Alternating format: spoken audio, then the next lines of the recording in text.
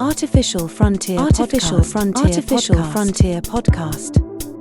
All right, ready to dive into one of the wildest stories in Hollywood. I'm ready when you are. A story of sci-fi, lawsuits, and one woman's claim to have inspired two of the biggest film franchises ever. Sounds intriguing already. We're talking about Sophia Stewart and her alleged connection to The Matrix and the Terminator. Yes. You've shared a fascinating collection of interviews and court documents, all focused on Sophia's assertion that her work, a manuscript titled The Third Eye, was the true genesis of these films. It's a bold claim, to say the least. So to understand how these accusations came about, we need to go back to the beginning. Who is Sophia Stewart and what led her to this point? Well, Sophia Stewart describes herself as a bit of a prodigy. Doesn't everyone? True, but her background is worth exploring.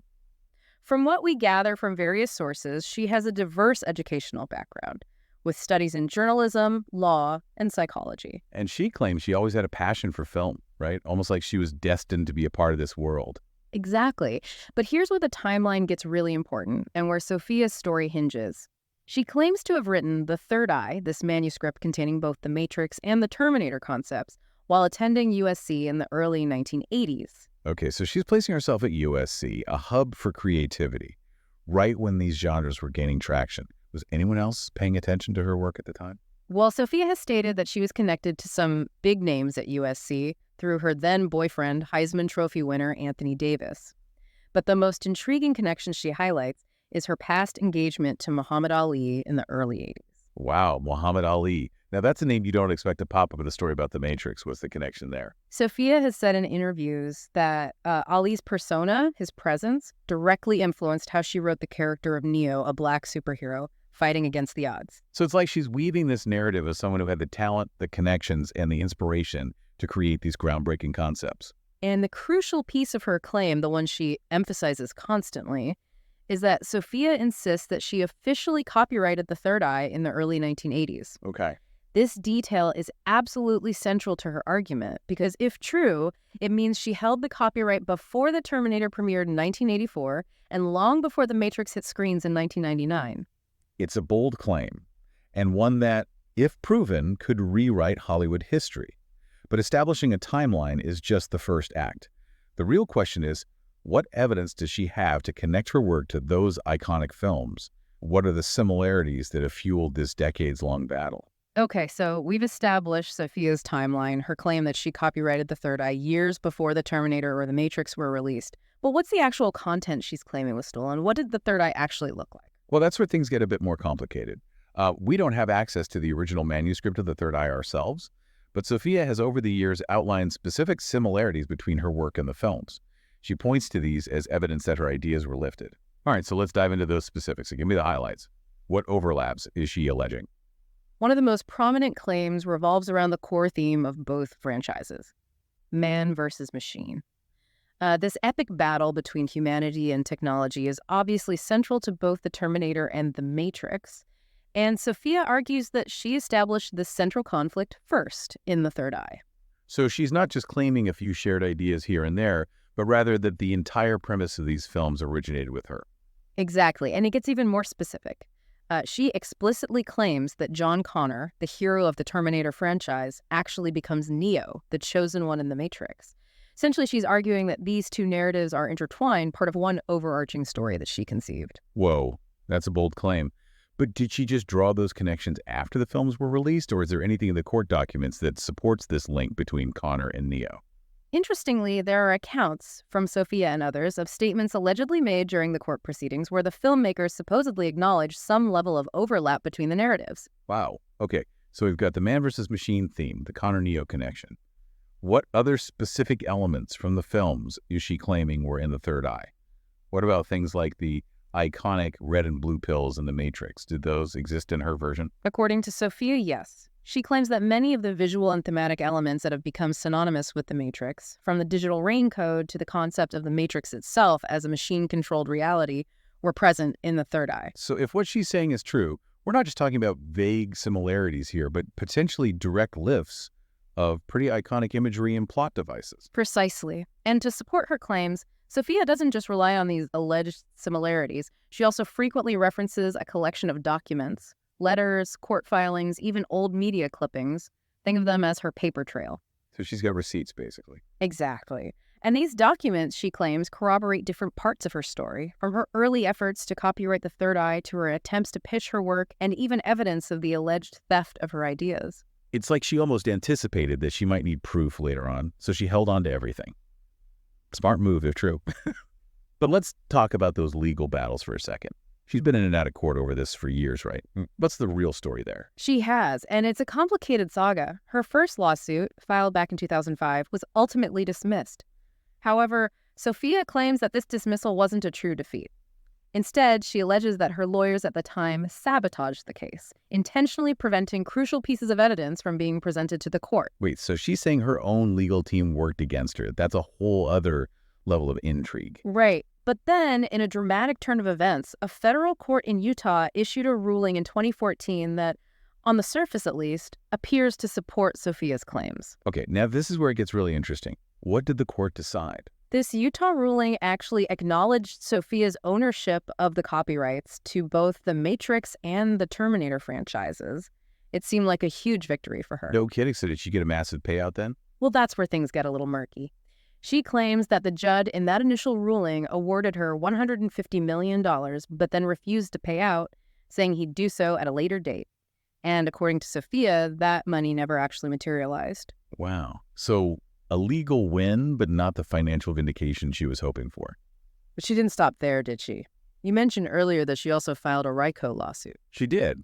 Building on that Utah ruling, Sophia later filed a RICO lawsuit that stands for Racketeer Influenced and Corrupt Organizations Act, which is a very specific type of lawsuit typically used to target organized crime. RICO. Wow, that's some serious legal firepower. What was the basis for her using that type of lawsuit in this case? Well, in this lawsuit, she wasn't just alleging copyright infringement. She was alleging a massive coordinated conspiracy to steal her work and profit from it illegally. She was claiming that this wasn't just a case of a few people borrowing ideas, but a full-blown, calculated effort to defraud her. So in her eyes, this went way beyond just the filmmakers themselves. Absolutely. She was accusing a whole network of individuals and corporations of being complicit in this alleged scheme. And what was the outcome of that RICO lawsuit? This is where it gets really interesting. She won. The court in Nevada ruled in her favor, and this time, the damages awarded were staggering, a mind-blowing $4.7 billion. $4.7 billion. I can't even fathom that amount of money. But did she actually ever see any of it? That's the million-dollar question, and unfortunately, the details on that are hard to come by. What we do know is that this legal battle, with its twists, turns, and massive sums of money, has captivated a lot of people who see it as a David versus Goliath story. It's certainly got all the makings of a Hollywood thriller, doesn't it? But I imagine this isn't the whole story. There must be another side to all of this. I mean, Hollywood is a tough business, but you'd think someone would have spoken up in support of Sophia if her claims were so ironclad, right? Exactly. And that's where we get to the counter-arguments, the skepticism, the other side of the coin. Because when you dig deeper, you find a whole other layer to this story that complicates things considerably. So far, we've focused primarily on Sophia Stewart's perspective, her claims, and her legal battles.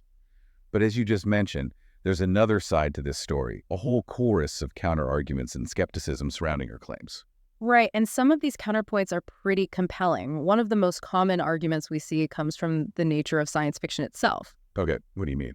Well, think about it. Science fiction, as a genre, often explores similar themes.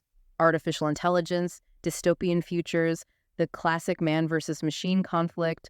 These ideas have been around for decades, long before the Terminator or the Matrix. Right? So it's not entirely surprising to find those same themes echoed in different works. That makes sense. So are people saying that Sophia's ideas weren't all that original to begin with? That these themes are just common tropes within the genre? That's one line of thinking. While someone might see similarities between The Third Eye and those blockbuster films, they might also argue that those movies were drawing from a much larger well of sci-fi concepts and traditions, ideas that were already circulating in the cultural ether. Okay, so shared themes are one thing, but what about more direct responses from the filmmakers themselves? Did James Cameron or the Wachowskis ever publicly address Sophia's accusations? That's where it gets even more interesting. James Cameron, for example, has never directly addressed Sophia's claims in relation to the Terminator. However, he has discussed the origins of his film in other contexts. And what's his explanation? He famously claims that the initial idea for the Terminator came to him in a dream, a vivid fever dream about a chrome skeleton emerging from a fire. That image, he says, became the basis for the film's terrifying antagonist. Hold on, a fever dream. That's a little too convenient, don't you think? Like something out of a movie itself. It does, doesn't it? And that's part of what makes this whole situation so hard to unpack. It's a compelling story, but very difficult to prove or disprove. So Cameron's playing the "it came to me in a dream" card. Tough to argue with that, I guess. But what about the Wachowskis? They're usually pretty vocal about their influences. You'd think they would be right, but they've remained remarkably silent on this issue. No confirmations, no denials, no acknowledgments of Sophia Stewart or her claims whatsoever. It's almost deafening, their silence. Like they're hoping it will just go away if they ignore it. It's possible they were advised not to engage, given the legal complexities, but their silence has definitely fueled the conspiracy theories. Right, it makes you wonder. But there's one more big question we need to address. If Sophia Stewart is truly the creative force behind The Matrix and the Terminator, why hasn't there been more widespread support for her? We're talking about two of the biggest, most influential films in Hollywood history. You're hitting on a crucial point. While Sophia certainly has her supporters, there's a noticeable lack of mainstream recognition for her claims. You don't see a lot of people in the film industry, particularly those who worked on these films, coming forward to back her up. So what does it all mean then? Where do we, as observers of this Hollywood saga, even begin to unpack it all? That's the million-dollar question, isn't it? We have Sophia's compelling narrative, backed by alleged evidence, legal rulings, and some intriguing connections. But we also have a wall of silence from the accused, skepticism from those who see her ideas as generic, and a lack of broader support within the film industry itself. It's a lot to reconcile. It's almost like choosing between the red pill and the blue pill. Do you believe in Sophia's version of events, even with the lack of mainstream validation? Or do you side with the skeptics, who might see this as a case of wishful thinking, an attempt to claim a piece of someone else's success? I think that's what makes this story so compelling, so ripe for discussion. There's no easy answer, no definitive proof one way or the other. It ultimately comes down to each individual's interpretation of the evidence and the circumstances. And that's what makes a deep dive like this so fascinating. It's not about arriving at a neat conclusion, but rather about exploring the nuances of a complex situation, weighing the evidence, and grappling with the unknowns. Precisely. And who knows, maybe someday more concrete answers will emerge. But until then, Sophia Stewart's story remains a captivating mystery, a reminder that in the world of creativity and ambition, the lines between truth, fiction, and speculation can be very blurry indeed. Well said. A perfect note to end on. Until next time, keep asking questions, keep exploring, and remember, sometimes the most interesting stories are the ones without easy answers. Artificial Frontier Podcast.